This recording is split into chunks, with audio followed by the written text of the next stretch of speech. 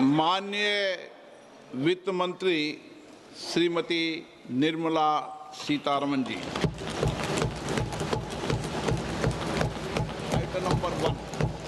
Item number one. Sir, with your permission, I rise to lay on the table a copy each of the following papers, Hindi and English versions, under Article 281 of the Constitution, Report for 2026 to 2031, Volume 1, Main Report of the 16th Finance Commission. 2. Report for 2026-2031, Volume 2, Annexures of the 16th Finance Commission. Number 3, explanatory memorandum as to the action taken on the recommendations contained in the above report. Item number 2, माननीय वित्त मंत्री Nirmala Sitharaman ji.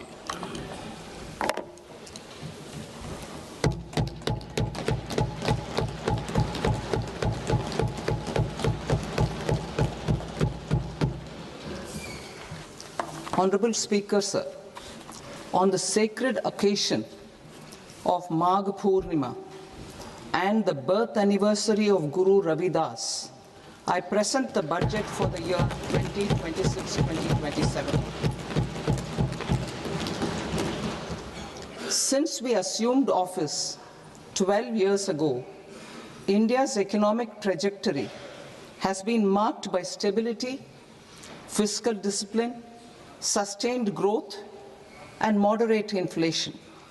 This is the result of conscious choices we have made, even in times heightened uncertainty and disruption. Our government, led by Honorable Prime Minister Modi, has decisively and consistently chosen action over ambivalence, reform over rhetoric, and people over populism. We have pursued far-reaching structural reforms, fiscal prudence and monetary stability, whilst maintaining a strong thrust on public investment. Keeping Atmanirbharta as a lodestar, we have built domestic manufacturing capacity, energy security, and reduced critical import dependencies. Simultaneously, we have ensured that citizens benefit from every action of the government, undertaking reforms to support employment generation, agricultural productivity, household purchasing power, and universal services to people. These measures have delivered a high growth rate of around 7% and helped us make substantial strides in poverty reduction and improvement in the lives of our people. Today, we face an external environment in which trade and multilateralism are imperiled and access to resources and supply chains are disrupted. New technologies are transforming production systems while sharply increasing demands on water, energy, and critical minerals. India will continue to take confident steps towards Vikasit Bharat, balancing ambition with inclusion. As a growing economy with expanding trade and capital needs, India must also remain deeply integrated with global markets, exporting more and attracting stable long-term investment. As I begin Part A, I want to express my gratitude to the people for standing firmly with us as we forge our way together towards becoming one of the largest economies of the world.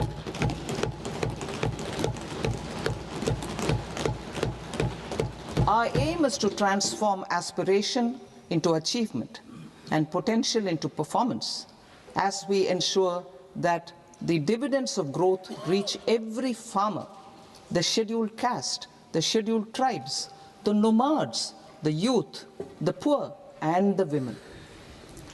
In Vikasit Bharat Young Leaders Dialogue 2026, several innovative ideas were shared with our Prime Minister, which have inspired many of the proposals making this a unique Yuva Shakti-driven budget. Our government's sankalp is to focus on our poor, underprivileged, and the disadvantaged. To deliver on this sankalp, and given that this is the first budget prepared in Kartavya Bhavan, we are inspired by three Kartavya. Our first Kartavya is to accelerate and sustain economic growth by enhancing productivity and competitiveness and building resilience to volatile global dynamics. Our second Kartavya is to fulfill aspirations of our people and build their capacity, making them strong partners in India's path to prosperity. Our third Kartavya, aligned with our vision of Sabka Saath, Sabka Vikas, is to ensure that every family, community, region, and sector has access to resources, amenities, and opportunities for meaningful participation. This threefold approach requires a supportive ecosystem. The first requirement is to sustain the momentum of structural reforms, continuous, adaptive, and forward-looking. Second, a robust and resilient financial sector is central to mobilizing savings, allocating capital efficiently, and managing risks. Third, cutting-edge technologies, including AI applications, can serve us as force multipliers for better governance.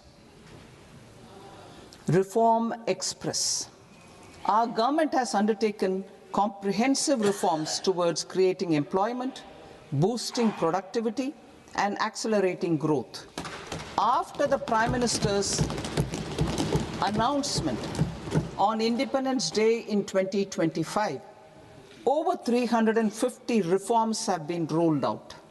This includes GST simplification, notification of labor codes, and rationalization of mandatory quality control orders.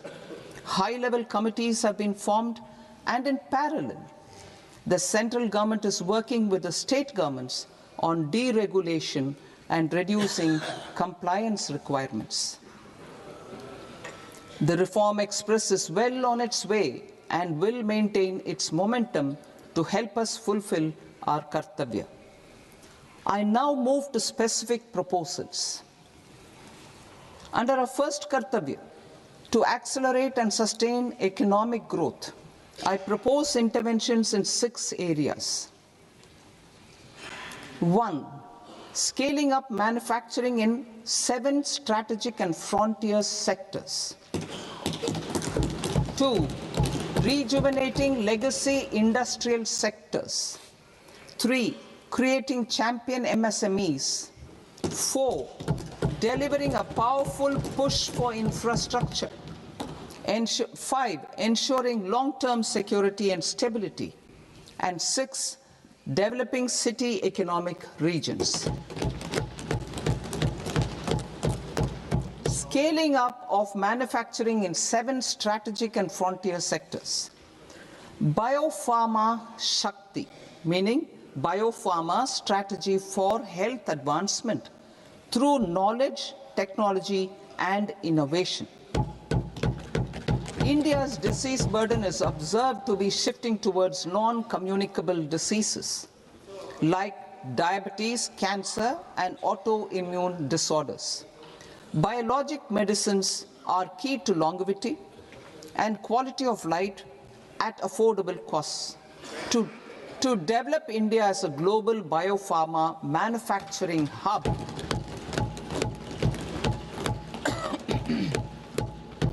I propose the Biopharma Shakti with an outlay of 10,000 crores over the next 5 years. This will build the ecosystem for domestic production of biologics and biosimilars. The strategy will include a biopharma-focused network with 3 new national institutes of pharmaceutical education and research, popularly known as NIPERs, and upgrading 7 existing ones. It will also create a network of 1,000 accredited India clinical trials sites. We propose to strengthen the Central Drug Standard Control Organization to meet global standards and approve timeframes through and approval timeframes through a dedicated scientific review cadre and specialists. India's Semiconductor Mission 1.0 expanded India's semiconductor sector capabilities. Building on this, we will launch ISM 2.0 to produce equipment and materials, design full-stack Indian IP, and fortify supply chains. We will also focus on industry-led research and training centers to develop technology and skilled workforce. The Electronics Components Manufacturing Scheme, launched in April 2025 with an outlay of 22,919 crores, already has investment commitments at double the targets. We propose to increase the outlay to 40,000 crores to capitalize on this momentum.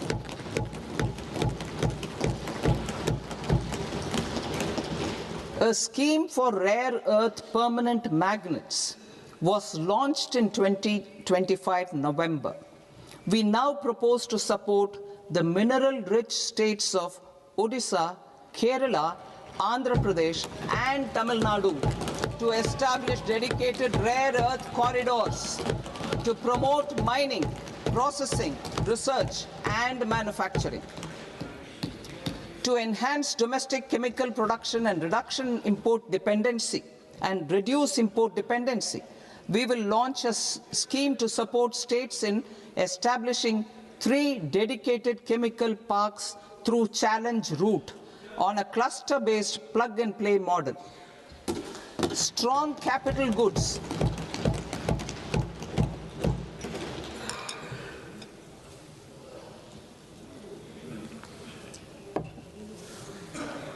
Strong capital goods capability is a determinant of productivity and quality across different sectors. Towards building this capacity, I propose the following. High-tech tool rooms will be established by central public sector enterprises at 2 locations as digitally enabled automated service bureaus that locally design, test, and manufacture high-precision components at scale and at lower cost. 2. A scheme for enhancement of construction and infrastructure equipments will be introduced to strengthen domestic manufacturing of high value and technologically advanced CIE. This can range from lifts in a multi-storied apartment or firefighting equipment in multiplexes, large or small, and to tunnel boring equipments for building metros and high-altitude roads. I also propose a scheme for container manufacturing to create a globally competitive container manufacturing ecosystem with a budgetary allocation of 10,000 crores over a 5-year period. For the labor-intensive textile sector, I propose an integrated program with 5 subparts. 1. The National Fiber Scheme for self-reliance in natural fibers, such as silk, wool, and jute, man-made fibers, and new-age fibers. Textile expansion and employment scheme to modernize traditional clusters with capital support for machinery, technology upgradation, and common testing and certification centers. 3. The National Handloom and Handicraft Program to integrate and strengthen existing schemes and ensure targeted support for weavers and artisans. Tex Eco Initiative to promote globally competitive and sustainable textiles and apparels. Samarth 2.0 to modernize the upgrade the textile skilling ecosystem through collaboration with industry and academic institutions. Further, I propose to set up mega textile parks in challenge mode. They can also focus on bringing value addition to technical textiles. I propose to launch the Mahatma Gandhi Gram Swaraj initiative to strengthen khadi, handloom, and handicrafts. This will help in global market linkage and branding. It will streamline and support training, skilling, quality of process, and production. This will benefit our weavers, village industries, One District, One Product ODOP initiative, and also our rural youth. India has the potential to emerge as a global hub for high-quality, affordable sports goods. I propose a dedicated initiative for sports goods that will promote manufacturing, research, and innovation in equipment design, as well as material sciences. Rejuvenation of legacy industrial clusters. I propose to introduce a scheme to revive 200 legacy industrial clusters to improve their cost competitiveness and efficiency through infrastructure and technology upgradation. Creating champion SMEs and supporting micro enterprises. Recognizing MSMEs as a vital engine of growth, I propose a three-pronged approach to help them grow as champions. Equity support. I propose to introduce a dedicated 10,000 crores SME growth fund to create future champions, incentivizing enterprises based on select criteria. I also propose to top up the Self-Reliant India Fund set up in 2021 with 2,000 crores to continue support to micro enterprises and maintain their access to risk capital. Liquidity support. With TREDS, more than 7 lakh crore has been made available to MSMEs. To leverage its full potential, I propose 4 measures. 1. Mandate TREDS as the transaction settlement platform for all purchases from MSMEs by CPSEs, serving as a benchmark for other corporates. 2.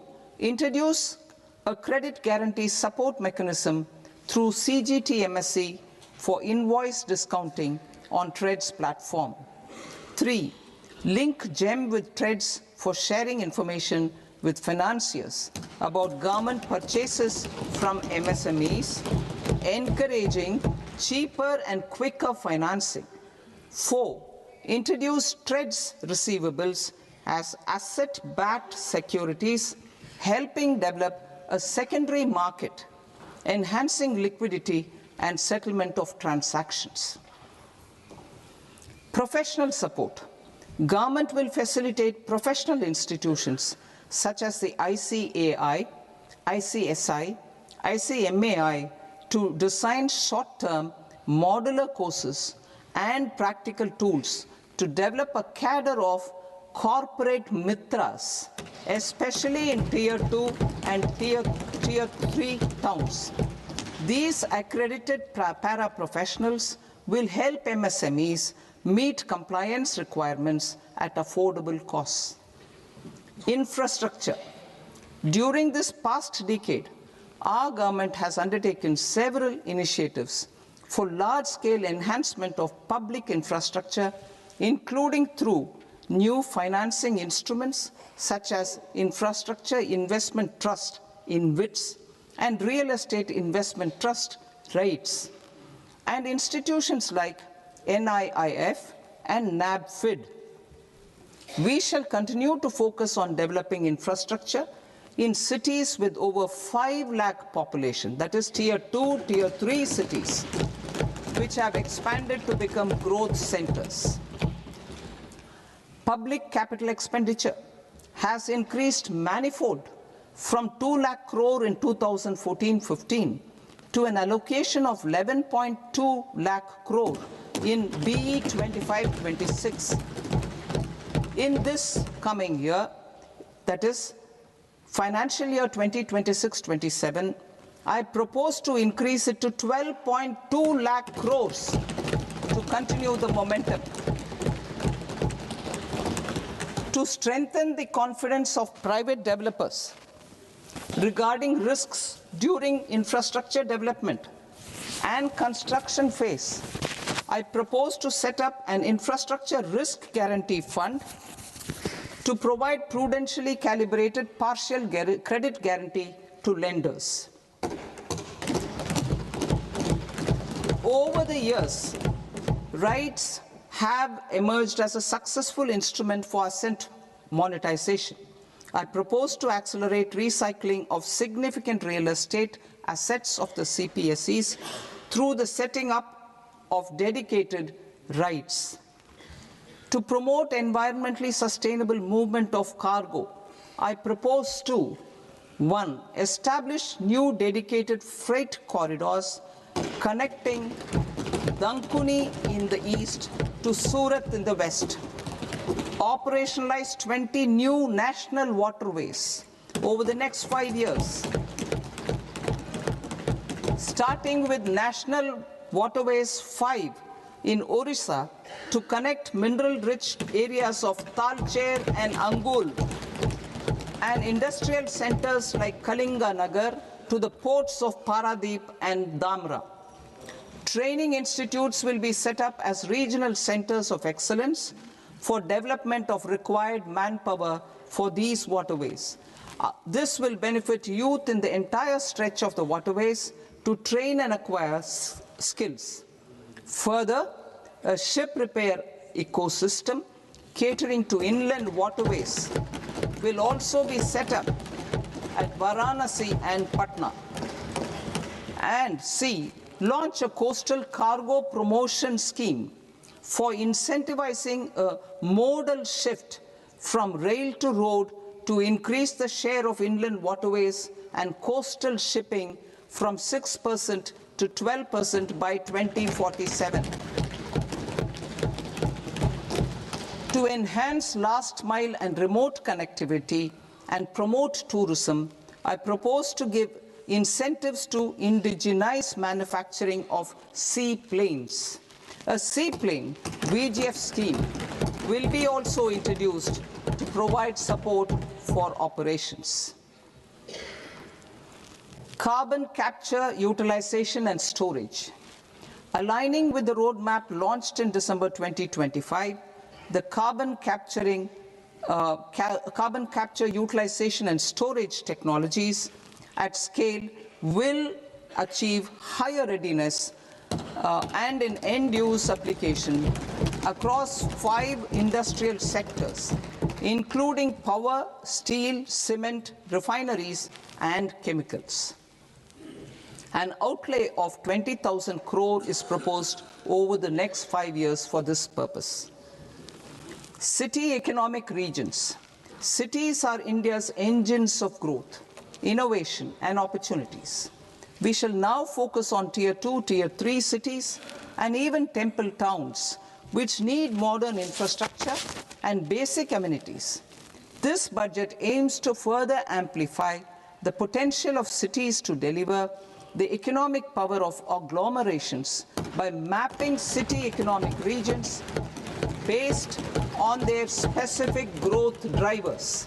An allocation of 5,000 crore per CER over 5 years is proposed for implementing their plans through a challenge mode with a reform-cum-result-based financing mechanism.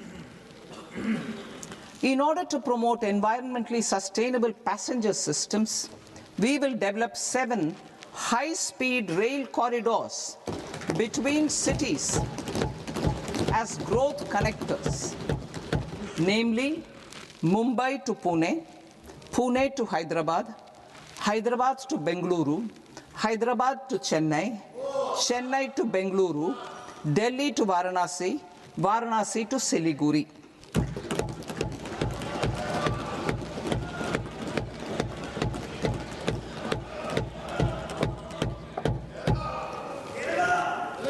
Financial sector. The Indian banking sector today is characterized by strong balance sheet, historic highs in profitability, improved asset quality, and coverage exceeding 98% of villages in the country. At this juncture, we are well placed to futuristically evaluate the measures needed to continue on the path of reform-led growth of this sector. I propose setting up a high-level committee on banking for Vikasit Bharat. High-level committee on banking for Vikasit Bharat to comprehensively review the sector and align it with India's next phase of growth, while safeguarding financial stability, inclusion, and consumer protection. The vision for NBFCs for Vikasit Bharat has been outlined with clear targets for credit disbursement and technology adoption in order to achieve scale and improve efficiency in the public sector NBFCs. As a first step, it is proposed to restructure the Power Finance Corporation and Rural Electrification Corporation. I propose a comprehensive review of the foreign exchange management non-debt instruments rules to create a more contemporary, user-friendly framework for foreign investments consistent with India's evolving economic priorities. Corporate bond market. I propose to introduce a market-making framework with suitable access to funds and derivatives on corporate bond indices. I also propose to introduce total return swaps on corporate bonds. Municipal bonds. To encourage the issuance of municipal bonds of higher value by larger cities, I propose an incentive of 100 crore rupees for a single bond issuance. 100 crore rupees for a single bond issuance of more than 1,000 crore. The current scheme under Amrit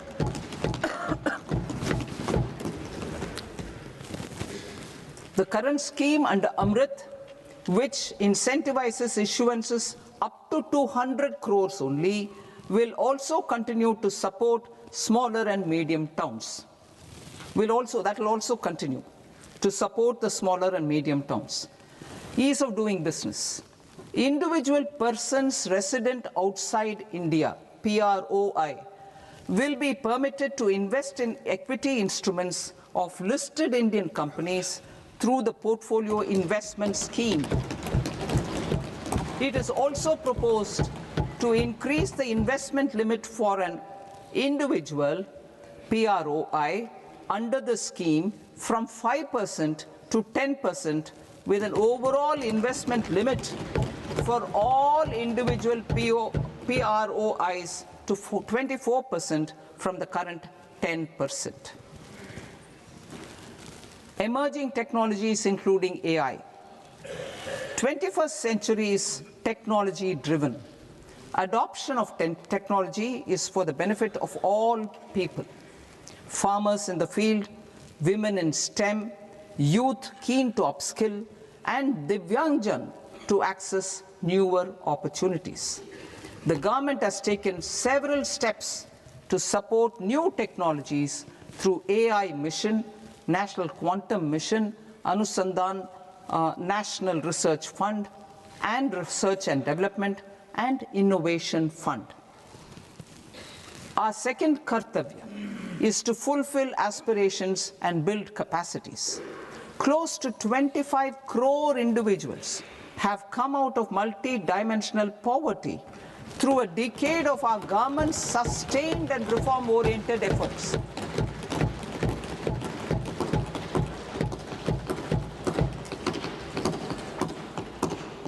Our government has therefore decided to place a renewed emphasis on the service sector to provide a pathway to fulfilling aspirations of a youthful India with the following measures. I propose to set up a high-powered Education to Employment and Enterprises Standing Committee to recommend measures that focus on services sector as a core driver of Vikasit Bharat. This will make us a global leader in services with a 10% global share by 2047. The committee will prioritize areas to optimize the potential for growth, employment, and exports. They will also assess the impact of emerging technologies, including AI, on jobs and skill requirements and propose measures thereof. To create a range of skilled career pathways, a new range of skilled career pathways for our youth, I propose interventions in the following sectors. Health. Existing institutions for allied health professionals will be upgraded and new AHP institutions established in private and government sectors. This will cover 10 selected disciplines, including optometry, radiology, anesthesia, OT technology, applied psychology and behavioral health, and add 1 lakh AHPs over the next 5 years. A strong care system covering geriatric and allied care services will be built.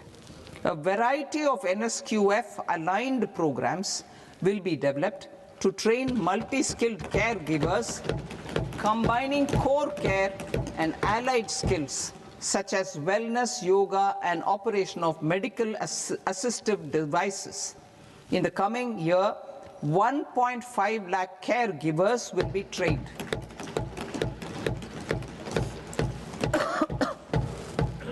Hubs for medical value tourism. To promote India as a hub for medical tourism services, I propose to launch a scheme to support states in establishing 5 regional medical hubs in partnership with the private sector. These hubs will serve as integrated healthcare complexes that combine medical, educational, and research facilities. They will have Ayush centers, medical value tourism facilitation centers, and infrastructure for diagnostics, post-care, and rehabilitation. These hubs will provide diverse opportunities, job opportunities for health professionals, including doctors and AHPs. Ancient Indian yoga, already respected in several parts of the world, was given a mass global recognition when Honorable Prime Minister took it to the UN.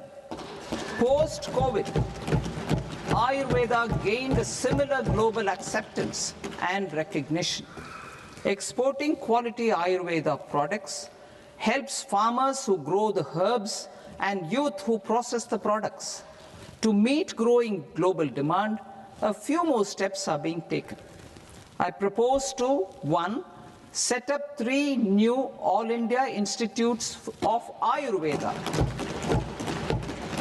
2. Upgrade Ayush pharmacies and drug testing labs for higher standards of certification ecosystem and make available more skilled personnel. 3. Upgrade the WHO Global Traditional Medicine Center in Jamnagar to bolster evidence-based research, training, and awareness for traditional medicine. Animal husbandry. Livestock contributes to close to 16% of farm income, including of poor and marginal households. To scale up availability of veterinary professionals by more than 20,000, I propose to roll out a loan-linked capital subsidy support scheme for establishment of veterinary and para-veterinary colleges, veterinary hospitals, diagnostic laboratories, and breeding facilities in private sector. Collaboration between Indian and foreign institutions will also be facilitated. Orange economy. India's animation, visual effects, gaming and comics sector, AVGC sector, is a growing industry projected to require 2 million professionals by 2030. I propose to support the Indian Institute of Creative Technologies, Mumbai, in setting up AVGC content creator labs in 15,000 secondary schools all over the country and 500 colleges. The Indian design industry is expanding rapidly, and yet there is a shortage of Indian designers. I propose to establish, through challenge route, a new National Institute of Design to boost design education and development in the eastern region of India. Education. Our government will support states through challenge route in creating 5 university townships in the vicinity of major industrial and logistics corridors. These planned academic zones will host multiple universities, colleges, and research institutions, skill centers, and residential complexes. In higher education, STEM institutions, prolonged hours of study and laboratory work pose some challenges for girl students. Through VGF, viability gap funding and capital support, one girls' hostel will be established in every district.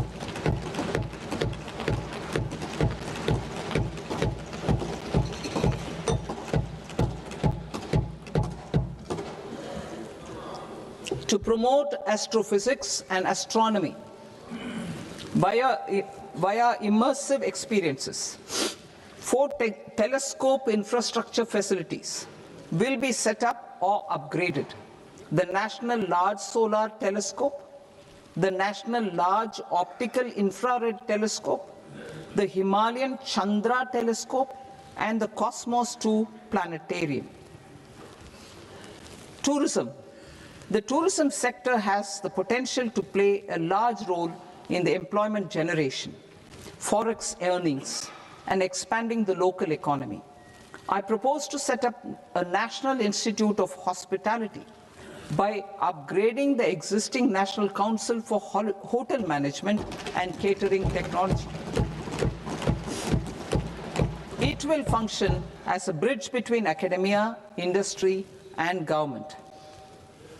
I also propose a pilot scheme for upskilling 10,000 guides in 20 iconic tourist sites through a standardized, high-quality, 12-week training course in hybrid mode in collaboration with the Indian Institute of Management. A national destination digital knowledge grid will be established to digitally document all places of significance, cultural, spiritual, and heritage. This initiative will create a new ecosystem of jobs for local researchers, historians, content creators, and technology partners. India has the potential and opportunity to offer world-class trekking and hiking experience. We will develop ecologically sustainable mountain trails in Himachal Pradesh, Uttarakhand, and Jammu Kashmir. Also in Araku Valley in the Eastern Ghats and Podigai Malai in the Western Ghats.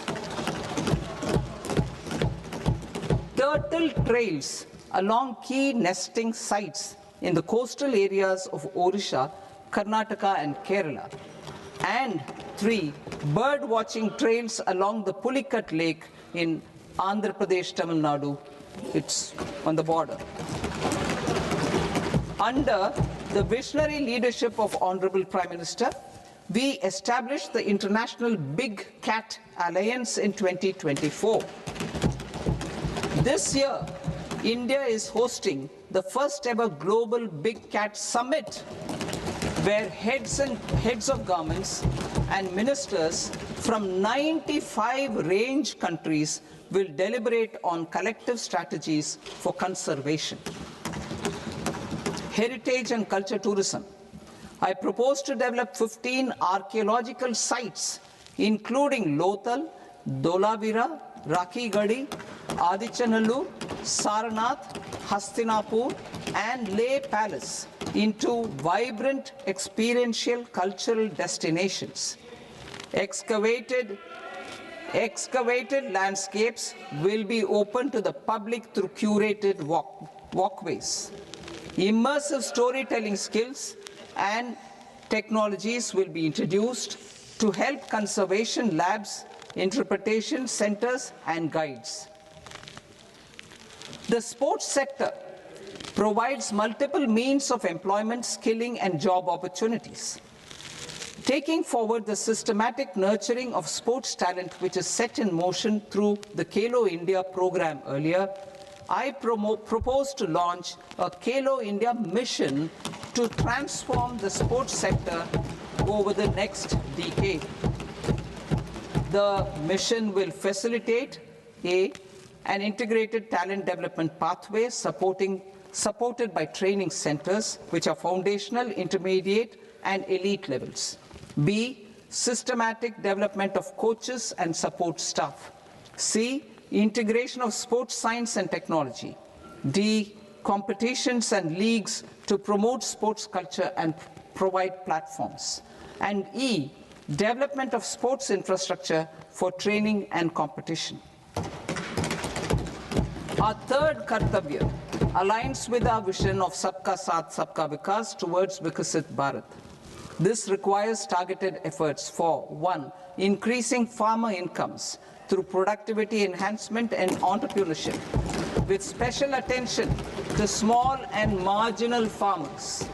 B, empowering Divyangjan through access to livelihood opportunities, training, and high-quality assistive devices. C, empowering the vulnerable to access mental health and trauma care. D, focus on the Purvodaya states and the Northeast region to accelerate development and employment opportunities. Fisheries. We will undertake initiatives for integrated development of 500 reservoirs and Amrit Sarovars.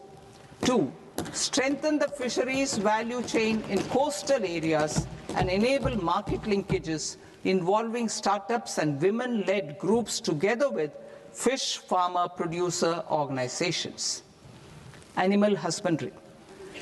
To provide quality employment opportunities in rural and peri-urban areas, we will support the animal husbandry sector in entrepreneurship development through A, credit-linked subsidy program, B, scaling up and modernization of livestock enterprises, C, enhanced creation of livestock, dairy, and poultry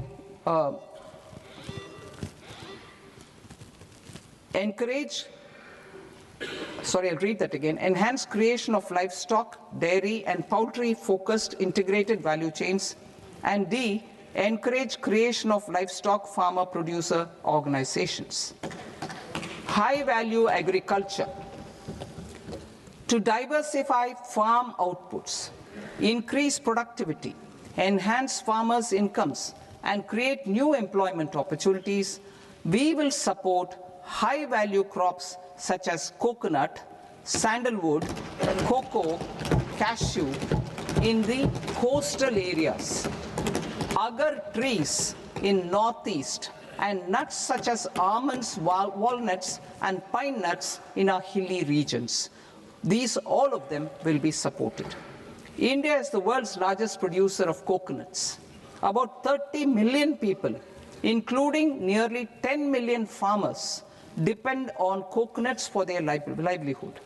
To further enhance competitiveness in coconut production, I propose a coconut promotion scheme to increase production and enhance productivity through various interventions, including replacing and non-productive trees with new saplings or plants or varieties in major coconut growing states.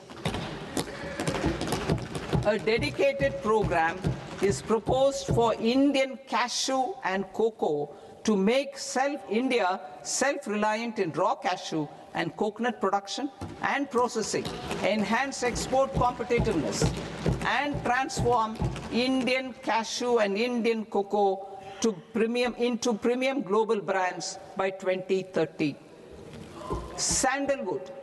Sandalwood is closely linked to India's social and cultural heritage. Our government will partner with state governments to promote focused cultivation and post-harvest processing to restore the glory of the Indian sandalwood ecosystem, to rejuvenate old, low-yielding orchards, and expand high-density cultivation of walnuts, almonds, and pine nuts. We will support a dedicated program to enhance farmer incomes and in bringing value addition by engaging youth. Bharat Vistar, that is virtually integrated system to access agricultural resources. I propose to launch Bharat Vistar, a multilingual AI tool that shall integrate the AgriStack portals and the ICAR package on agricultural practices with AI systems. This will enhance farm productivity, enable better decisions for farmers, and reduce risk by providing customized advisory support. She Marts for rural women-led enterprises. Building on the success of Lakpati Didi program, I propose to help women take the next step from credit-linked livelihoods to being owners of enterprises. Self-help entrepreneur, She Marts will be set up as community-owned retail outlets within the cluster-level federations through enhanced and innovative financing instruments. Empowering Divyangjan. Divyangjan Kaushal Yojana. Information technology, AVGC sectors, hospitality and food and beverages sectors often offer task-oriented and process-driven roles which are suitable for Divyangjan. We will ensure dignified livelihood opportunities through industry-relevant and customized training specific to each Divyangjan group. Divyang Sahara Yojana. Timely access to high-quality assistive devices for all eligible Divyangjan is a fundamental need. I propose to 1. Support the Artificial Limbs Manufacturing Corporation of India, Alimco, to set up and to scale up production of assistive devices, invest in R&D and AI integration, strengthen PM Divyasha Kendras, and support setting up of assistive technology marts as modern retail style centers where Divyangjan and senior citizens can see, try, and purchase assistive products. Reaffirming our commitment to mental health and trauma care. There are no national institutes for mental health care in North India.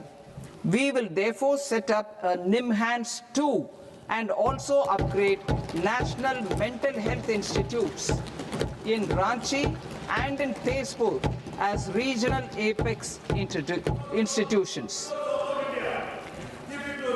Emergencies expose families, particularly the poor and vulnerable, to unexpected expenditure. We will strengthen and increase these capacities by 50% in district hospitals by establishing emergency and trauma care centers. Focus on Purvodaya states and northeastern regions. Purvodaya.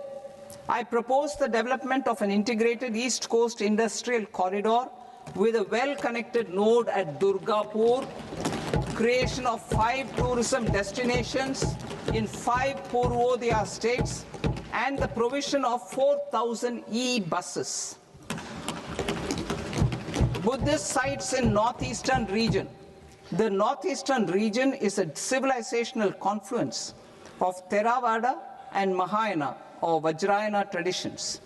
I propose to launch a scheme for development of Buddhist circuits in Arunachal Pradesh, Sikkim, Assam, Manipur, Mizoram, and Tripura. The scheme will cover preservation of temples and monasteries, pilgrimage interpretation centers, connectivity, and pilgrim amenities. 16th Finance Commission. On 17th November 2025, the 16th Finance Commission submitted its report to the President.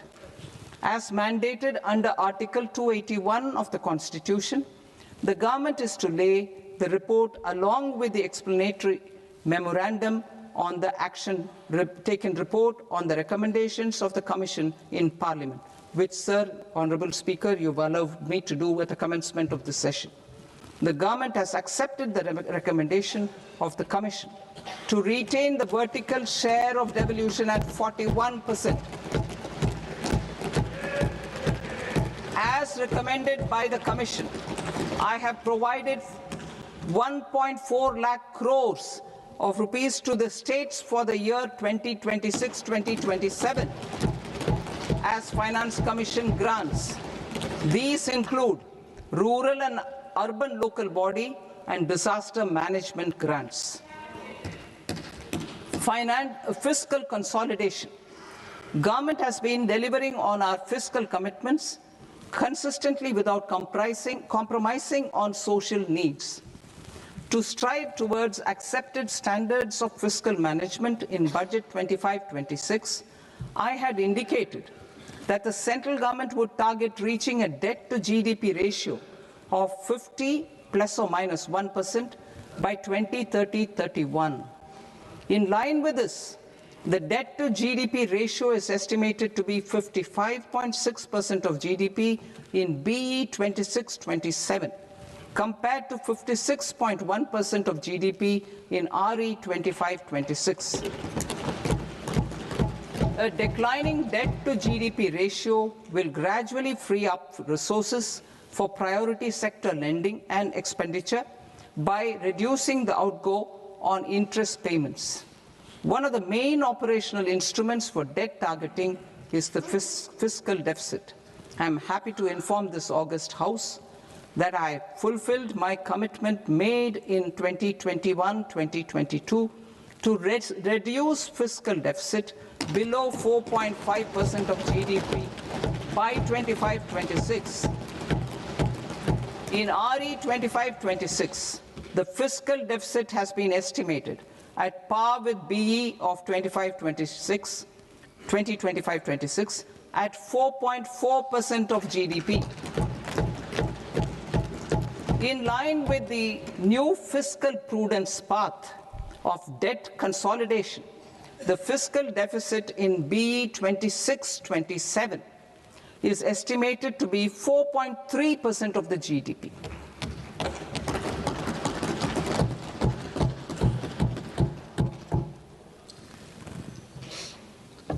The revised estimates of the non-debt receipts are 34 lakh crore rupees, of which the centre's net tax receipts are 26.7 lakh crore. The revised estimate of the total expenditure is 49.6 lakh crore rupees, of which the capital expenditure is about 11 lakh crores. Budget estimates 2026 to 2027. Coming to 26-27, the non-debt receipts and the total expenditure are estimated as 36.5 lakh crore and 53.5 lakh crore respectively.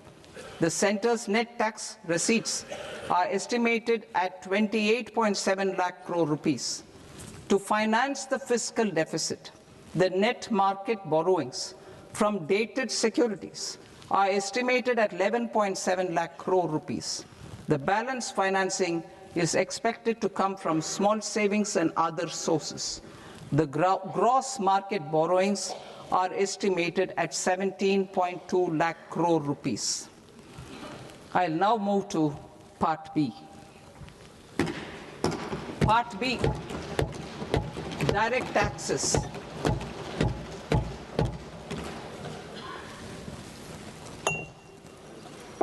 Honorable Speaker, sir, I now present my proposals on direct taxes. New Income Tax Act. In July 2024, I announced a comprehensive review of the Income Tax Act 1961. This was completed in a record time, and the Income Tax Act 2025 will come into effect from 1st April 2026. The simplified income tax rules and forms will be notified shortly, giving adequate time to taxpayers to acquaint themselves with its requirements. The forms have been redesigned such that ordinary citizens can comply without difficulty. Ease of living. I propose that any interest awarded by the Motor Accident Claims Tribunal to a natural person will be exempt from income tax, and any TDS on this account will be done away with. I propose to reduce TCS rate on the sale of overseas tour program package from the current 5% and 20% to 2% without any stipulation of amount. I propose to reduce TCS rate for pursuing education and for medical purposes under the Liberalized Remittance Scheme, popularly known as LRS, from 5% to 2%.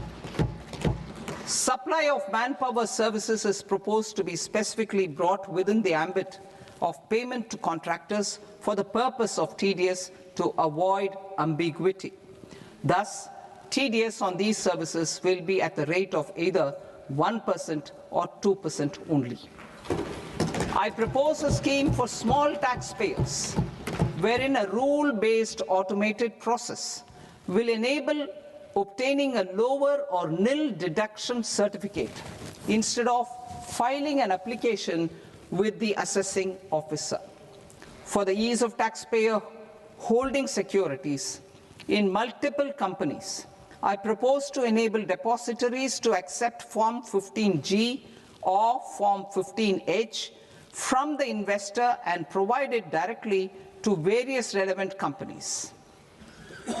I propose to extend time available for revising returns from 31st December to up to 31st March with the payment of a nominal fee. I also propose to stagger the timeline for filing of tax returns. Individuals with ITR 1 and ITR 2 returns will continue to file till 31st July, and non-audit business cases or trusts are proposed to be allowed time till 31st August. TDS on sale of immovable property by a non-resident is proposed to be deducted and deposited through resident buyers and his or her PAN-based challan instead of requiring a TAN, which is a temporary accounting number. To address practical issues of small taxpayers like students, young professionals, tech employees, relocated NRIs, and such others, I propose to introduce a one-time 6-month foreign asset disclosure scheme for these taxpayers to disclose income or assets below a certain size. This scheme would be applicable for two categories of taxpayers, namely, A, who did not disclose their overseas income or assets, and B, who disclosed their overseas income and or paid due tax but could not declare the asset acquired. For category A, the limit of undisclosed income or asset is proposed to be up to 1 crore rupees. they need to pay 30% of fair market value of asset or 30% of undisclosed income as tax and 30% as additional income tax in lieu of penalty, and would thereby get immunity from prosecution. For category B, asset value is proposed to be up to 5 crore rupees. Here, immunity from both penalty and prosecution will be available with a payment of fee of 1 lakh rupees. Rationalizing penalty and prosecution. Multiplicity of proceedings are hindrance to the ease of doing business. I propose to integrate assessment and penalty proceedings by way of a common order for both. There will be no interest liability on the taxpayer on the penalty amount for the period of appeal before the first appellate authority, irrespective of the outcome of appeal process. Further, quantum of prepayment is being reduced from 20% to 10% and will continue to be calculated only on core tax demand. As an additional measure for reducing litigation, I propose to allow taxpayers to update their returns even after reassessment proceedings have been initiated, and an additional 10% tax rate over and above the rate applicable for the relevant year. The assessing officer will then use only this updated return in his proceedings. There is already a framework for immunity from penalty and prosecution in the cases of underreporting. I propose to apply this framework for immunity to misreporting too. However, in such a case, the taxpayer will need to pay 100% of the tax amount as an additional income tax over and above the tax and interest due. Penalties for certain technical defaults, such as failure to get accounts audited, non-furnishing of transfer pricing audit report, and default in furnishing statement for financial transactions, are proposed to be converted into fee.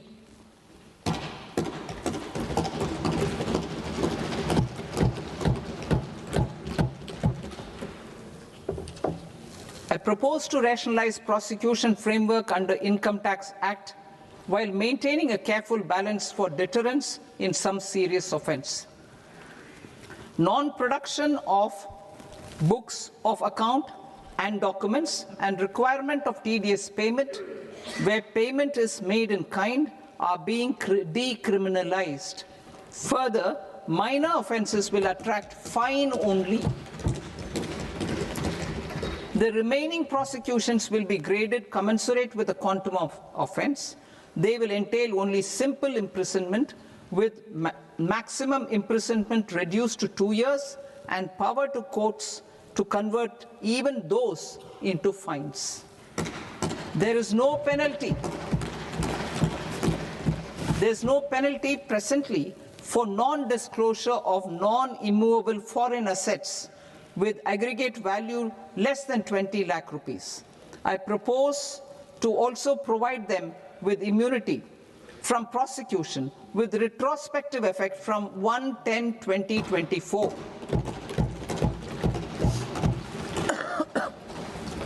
Cooperatives.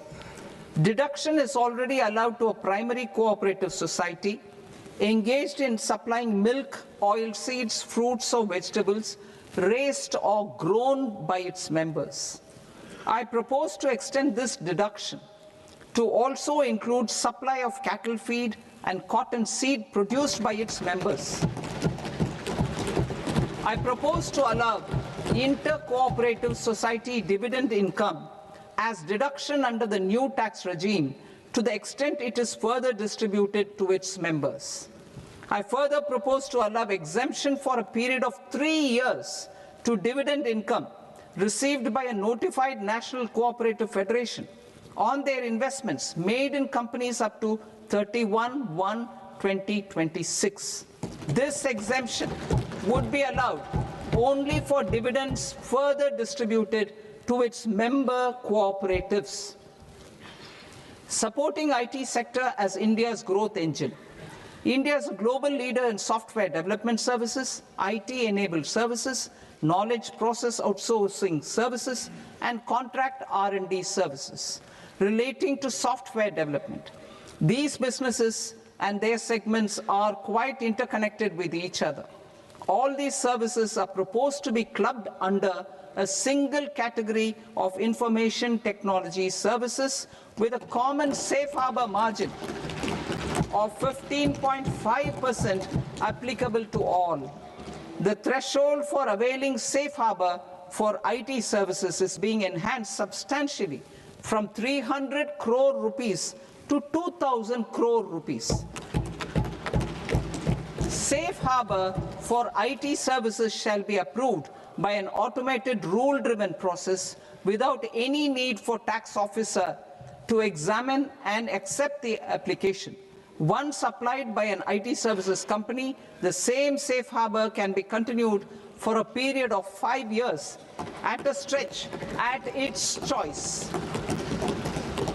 For IT services companies who want to conclude advanced pricing agreement, APA, I propose to fast-track unilateral APA process for IT services and endeavor to conclude it within a period of 2 years. The period of 2 years can be extended by a further period of 6 months on taxpayers' request. I propose to extend the facility of modified returns available to the entity entering APA to its associated entities also. Attracting global business and investment. Recognizing the need to enable critical infrastructure and boost investment in data centers, I propose to provide tax holiday till 2047 to any foreign company that provides cloud services to customers globally by using data center services from India. It will, however, need to provide services to Indian customers through an Indian reseller entity. I also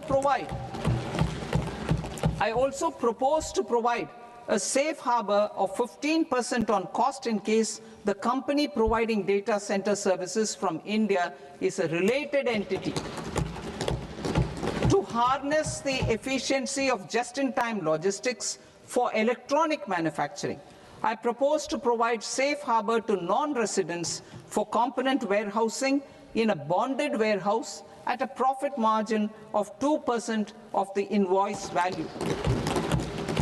The resultant tax of about 0.7% will be much lower than in competing jurisdictions.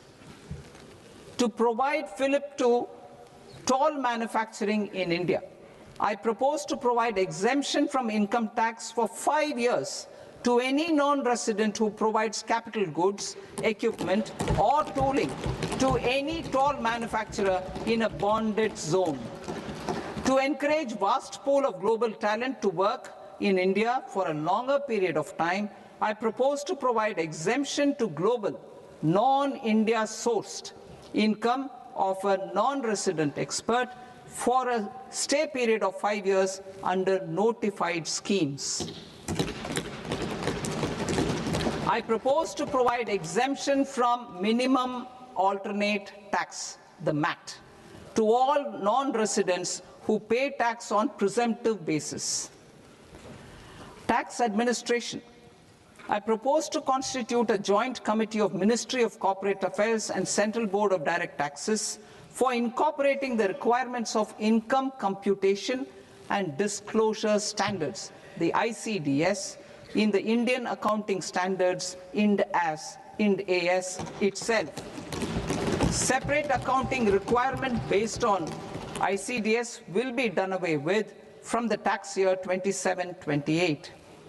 To support Prime Minister Modi's vision of homegrown accounting and advisory firms to become global leaders, I propose to rationalize the definition of accountant for the purposes of safe harbor rules. Other tax proposals. Change in taxation of buyback was brought in to address the improper use of buyback route by promoters. In the interest of minority shareholders, I propose to tax buyback for all types of shareholders as capital gains. However, to disincentivize misuse of tax arbitrage, promoters will pay an additional buyback tax.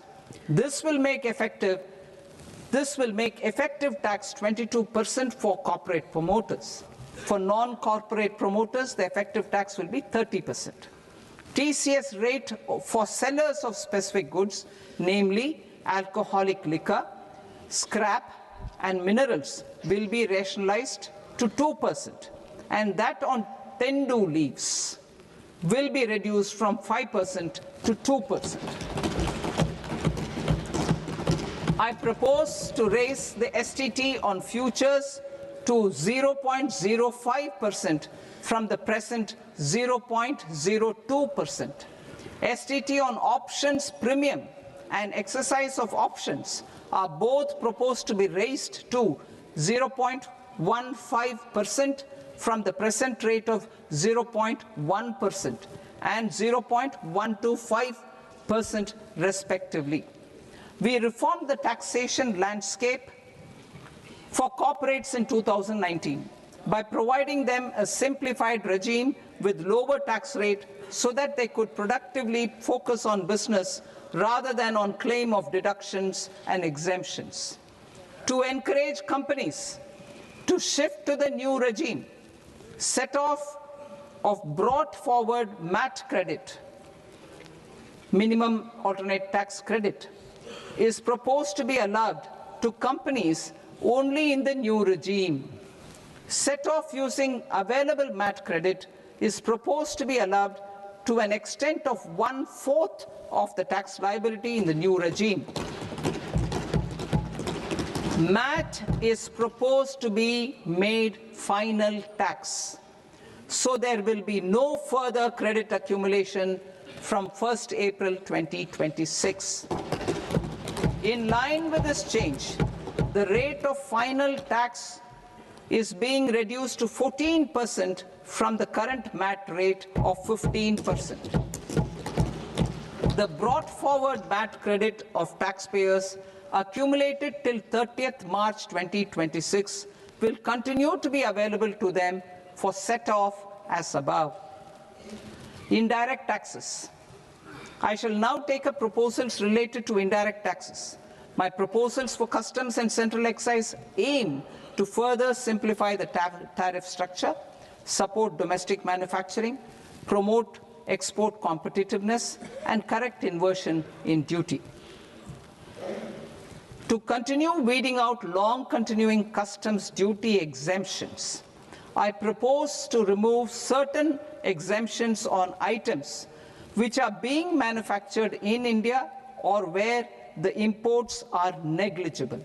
Similarly, to further simplify the process of ascertaining the rate of duty applicable on a particular item, I propose to incorporate certain effective rates in various customs notifications to the tariff schedule itself. I shall now take up sector-specific proposals. Promotion of exports of marine, leather, and textile products. I propose to increase the limit for duty-free imports of specified inputs used for processing seafoods for export from the current 1% to 3% of FOB value of the previous year's export turnover. I also propose to allow duty-free imports of specified inputs, which is currently available for exports of leather or synthetic footwear, to exports of shoe uppers as well. I propose to extend the time period for export of final product from the existing 6 months to 1 year for exporters of leather or textile garments, leather or synthetic footwear, and other leather products. Energy transition and security.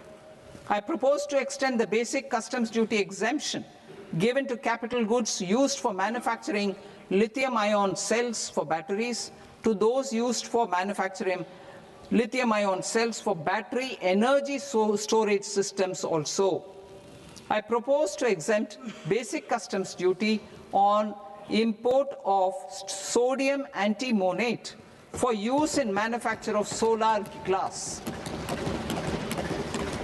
Nuclear power. I propose to extend the existing basic customs duty exemption on imports of goods required for nuclear power projects till the year 2035 and expand it for all nuclear plants irrespective of their capacity. Critical minerals.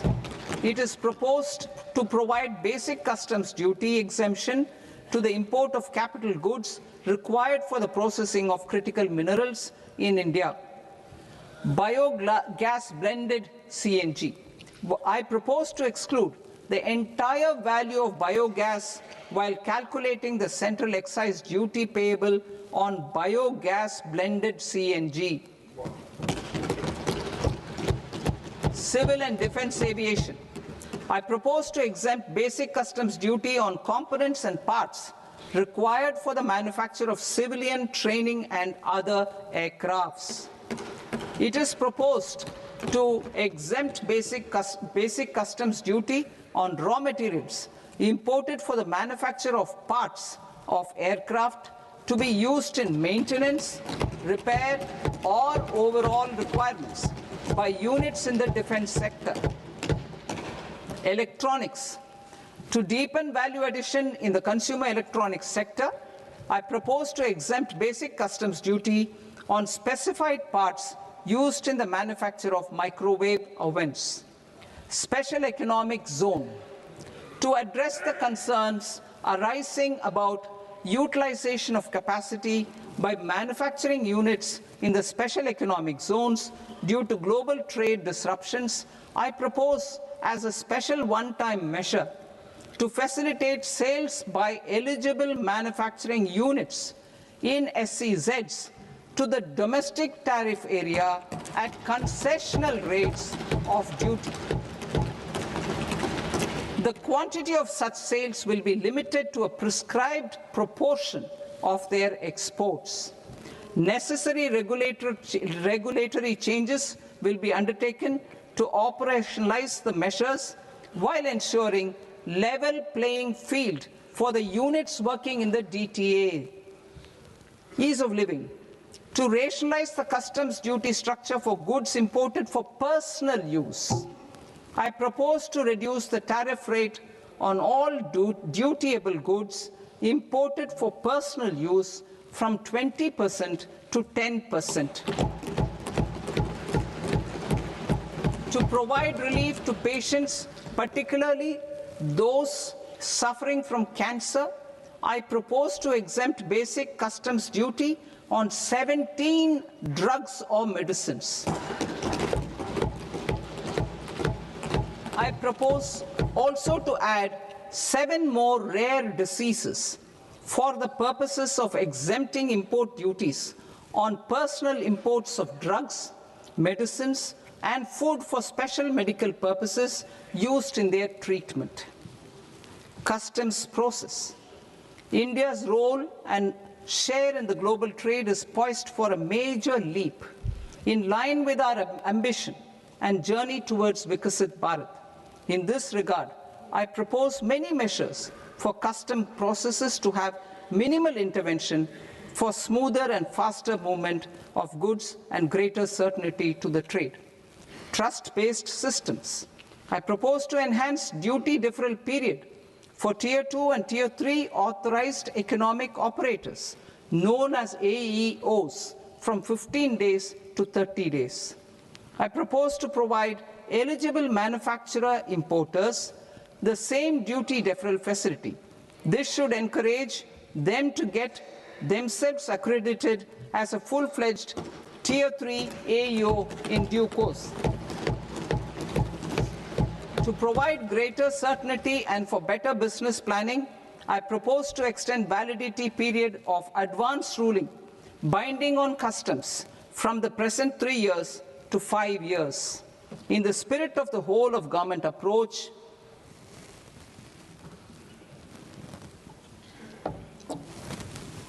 Government agencies will be encouraged to leverage AEO accreditation for preferential treatment in clearing their cargo. Regular importers with trusted, long-standing supply chains will be recognized in the risk system so that the need for verification of their cargo every time can be minimized. Export cargo using electronic sealing. Export cargo using electronic sealing will be provided through clearance from the factory premises to the ship. For import of goods not needing any compliance, filing of bill of entry by a trusted importer and arrival of goods will automatically notify customs for completing their clearance formalities. This will enable goods to be released immediately on arrival. The customs warehouse framework will be transformed into a warehouse operator-centric system with a self-declarations, electronic tracking, and risk-based audit. These reforms will move away from the current system of officer-dependent approvals and reduce transaction delays and compliance costs. Ease of doing business.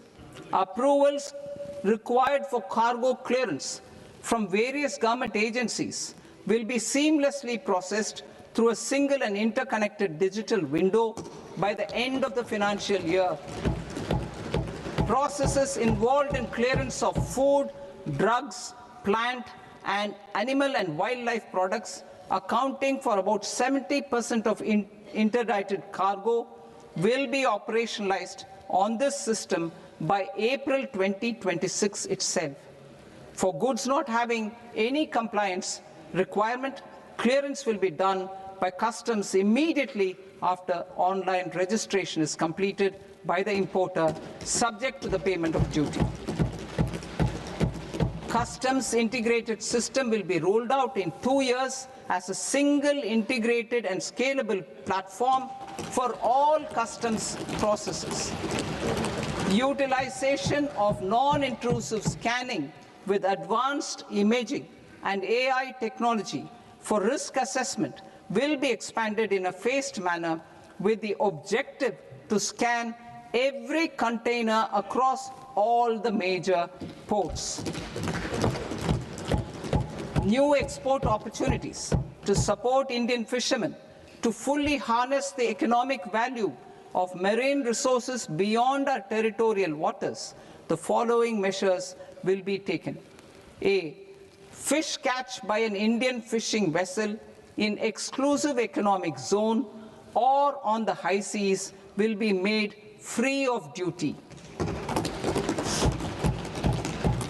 Landing of such fish on foreign port will be treated as export of goods. Safeguards will be put in place to prevent misuse during fish catch, transit, or transshipment. To support aspirations of India's small businesses, artisans, and startups to access global markets through e-commerce, I am pleased to announce complete removal of the current value cap of 10 lakh rupees per consignment on courier exports. In addition, handling of rejected and returned consignments will be improved with effective use of technology for identifying such consignments. I propose to revise provisions governing baggage clearance during international travel to address genuine concerns of passengers. The revised rules will enhance duty-free allowances in line with the present-day travel realities and provide clarity in temporary carriage of goods brought in or taken out. There are honest taxpayers who are willing to settle disputes by paying all their dues, but they get deterred due to negative connotation associated with penalty. They will now be able to close cases by paying an additional amount in lieu of penalty. Honorable Speaker, sir, with this, I commend the budget to this august House. Jai Hind.